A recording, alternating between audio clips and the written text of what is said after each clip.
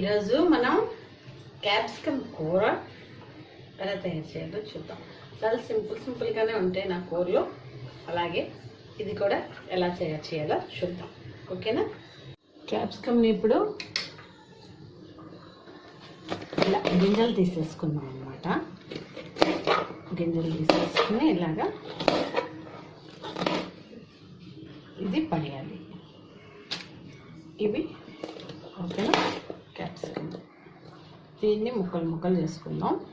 చిన్న ముక్కలుగా తరుక్కుని పెట్టుకుందాం. ఓకేనా? మూకుడు పెట్టుకున్నాము. స్టవ్ వెలిగించుకుని ఇప్పుడు కొంచెం నూనె వేద్దాం. దీంట్లో కూడా ఎక్కువ నూనె పట్టదు, చాలా తక్కువ పడుతుంది. ఇప్పుడు